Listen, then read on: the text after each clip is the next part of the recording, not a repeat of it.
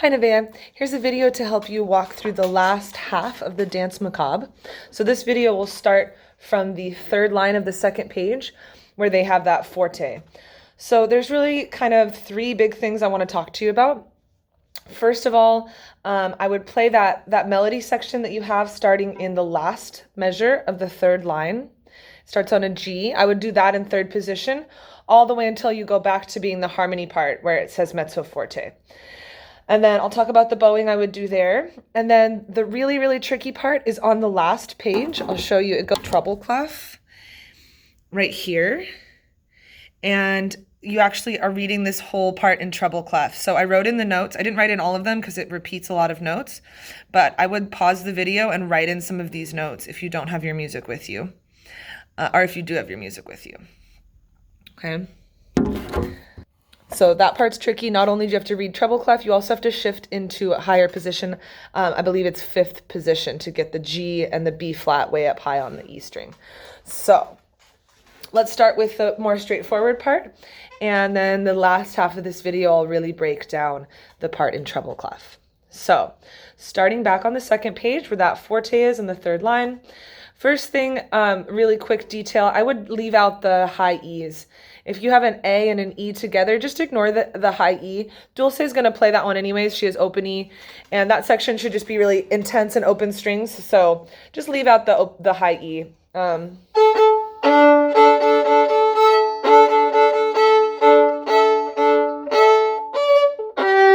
Okay. I would shift in that second to last measure there on the D, on the A string, go into third position. And then you can just go D, G, and that last measure of the third line, you're in third position already. Okay? And then play this whole section in third position like this.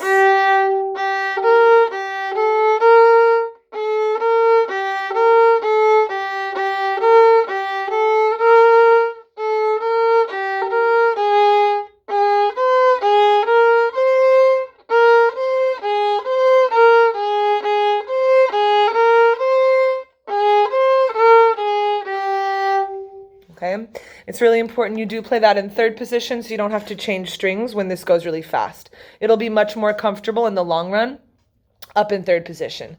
So when you're starting on the G, you have G on your first finger, A, and B flat. Okay, so it'll be like this until it goes to A flat. So when it changes to A flat, it goes like this and it changes to first pattern.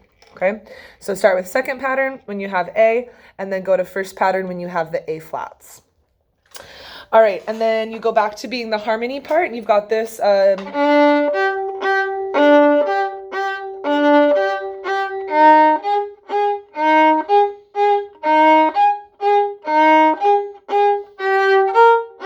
Rest, rest, rest. So just rest, down, up. No need to do anything fancier than that. Rest, down, up, and you have that same rhythm for a while until you get to the treble clef. So I'm going to skip to that treble clef. It goes to A and then F sharp. And then in that next measure after the treble clef, it's A to D flat to D in the next measure. So it'll sound like that. D flat is the same as C sharp. So D flat and C sharp are the same note. So I would just play that first. A, C sharp, D, so you hear where we're going. And then I would actually shift on the D, okay? So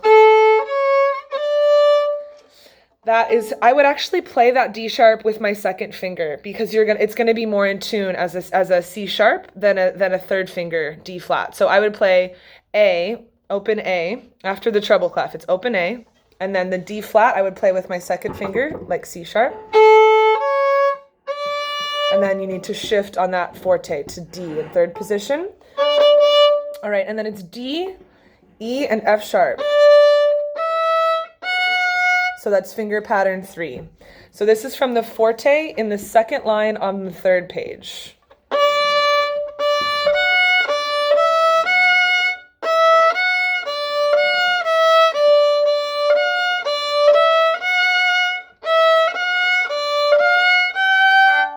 Okay, and then you go all the way to that, that's a G. So hopefully you did write in those letters that I did, so you know where the G is in the second to last line. Starting from that G, I would shift on the second G into, I believe that is fifth position. Yeah. So it's going to go into fifth position. On the A string, your second finger will be on the note G. So practice that shift for a bit. So first you're in third position. Your fourth finger will be G. And then you're going to replace it with the second finger.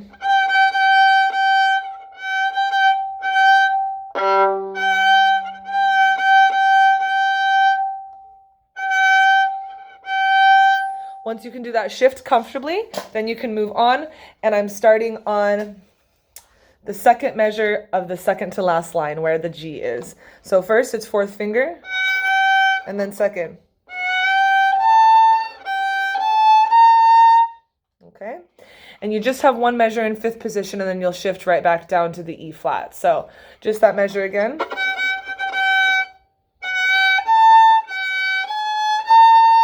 That's finger pattern 3, and then you shift down to E flat. And it's the same thing back in third position, okay? So again,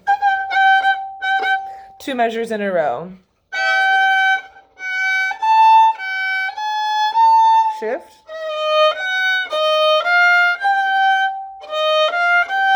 And it goes back to first finger pattern.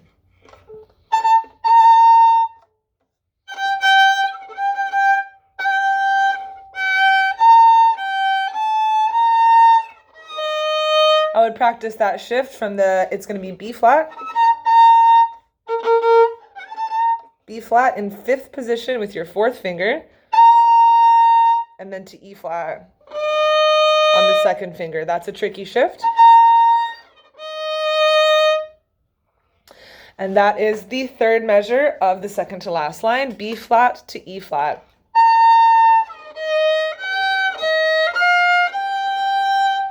Okay. And then I went all the way to the G in that next measure, okay?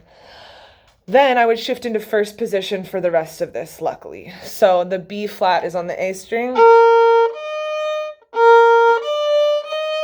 And that's just all that's actually fifth finger pattern, which is like this on the A string, lowered down. So this is the fourth measure in the second to last line of the third page. The G will be in third position, and then you shift down.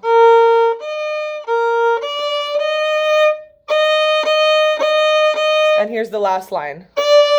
You land on the D, okay? So that's the first note of the last line is a D, back in the alto clef. So I'm gonna start now from the fifth position spot. So that's gonna be the second to last line, the last 4 measures. So starting on the G, first you'll be in third position, so that's fourth finger G, and then you shift,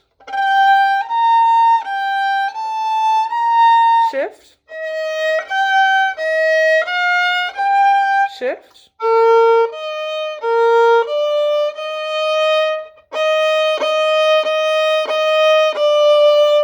and that was the first note of the last line where I ended. So that section really deserves some love and attention. Please let me know if I can help you any more with it. And I'll just play through the whole treble clef part now so you can hear the whole treble clef part.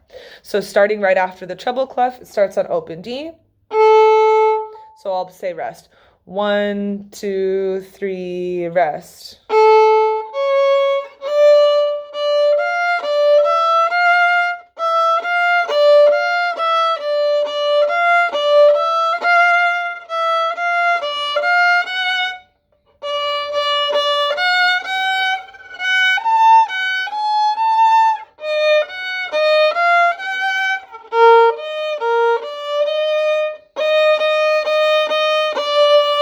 Okay, I'll do that one more time. It was a little bit messy. 1, 2, 3, rest.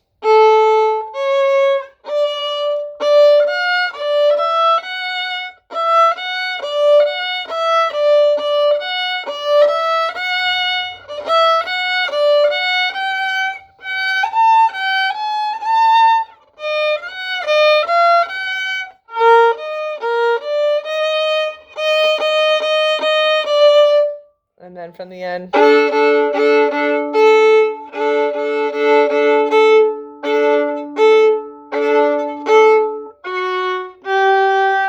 And that's the ending. All right, this video got kind of long, but I hope that's helpful and you can come back to it when you need it. Let me know if you have more questions and I'll talk to you soon. Bye.